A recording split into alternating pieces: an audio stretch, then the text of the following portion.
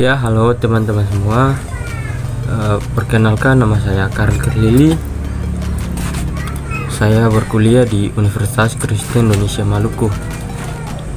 Sini saya akan membahas mengenai dengan tahap awal perencanaan tampilan antarmuka pengguna atau use case dan juga activity diagram.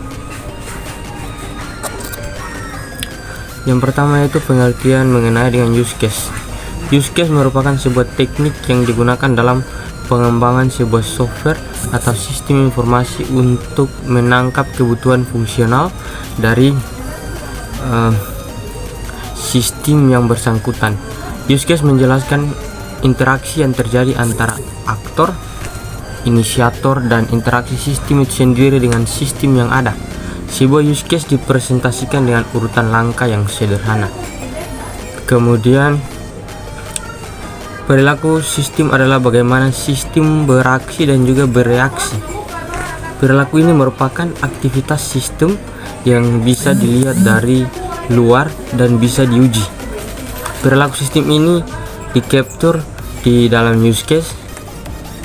Juga use case sendiri mendeskripsikan sistem, lingkungan sistem, serta hubungan antara sistem dengan lingkungannya.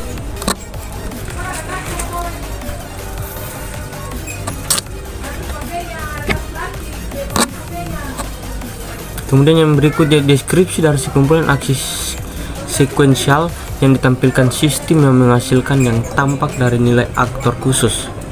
Use case digunakan untuk menyusun behavioral things dalam sebuah model. Use case direalisasikan dengan sebuah kolaborasi secara gambar. Sebuah use case digambarkan dengan sebuah elips dengan garis penuh. Biasanya itu termasuk hanya namanya. Kemudian manfaat use case di sini ada beberapa poin. Yang pertama yaitu use case itu mempunyai manfaat itu digunakan untuk berkomunikasi dengan end user dan juga domain expert. Yang kedua yaitu memastikan pemahaman yang tepat tentang requirement atau kebutuhan sistem. Kemudian berikut digunakan untuk mengidentifikasi siapa yang berinteraksi dengan sistem dan apa yang harus dilakukan sistem.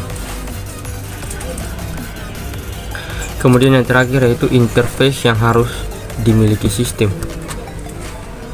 Mohon maaf. Yang terakhir di sini yaitu digunakan untuk verifikasi. Yang berikut yaitu mengenai dengan karakteristik.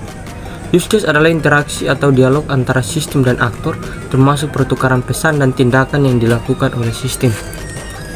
Use case juga diprakarsai oleh aktor dan mungkin melibatkan peran aktor lain. Use case harus menyediakan nilai minimal kepada satu aktor. Kemudian use case bisa memiliki perluasan yang mendefinisikan tindakan khusus dalam interaksi atau use case lain mungkin disisipkan. Kemudian use case class memiliki objek use case yang disebut skenario. Skenario menyatakan urutan pesan dan tindakan tunggal. Kemudian yang berikut sini komponen use case. Ini yang pertama yaitu aktor. Nah, itu adalah gambar dari komponen use case yaitu aktor. Di sini menggambarkan seorang yang berinteraksi dengan sistem, di mana hanya bisa menginputkan informasi dan menerima informasi dari sistem dan tidak memegang kendali pada use case. Dan biasa aktor digambarkan dengan stickman.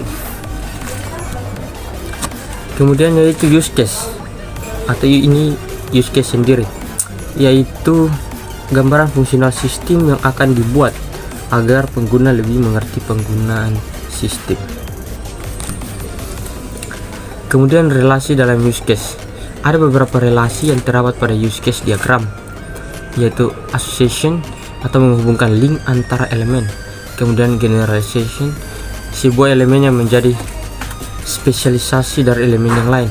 Kemudian dependency, sebuah elemen yang bergantung beberapa cara kepada elemen lainnya.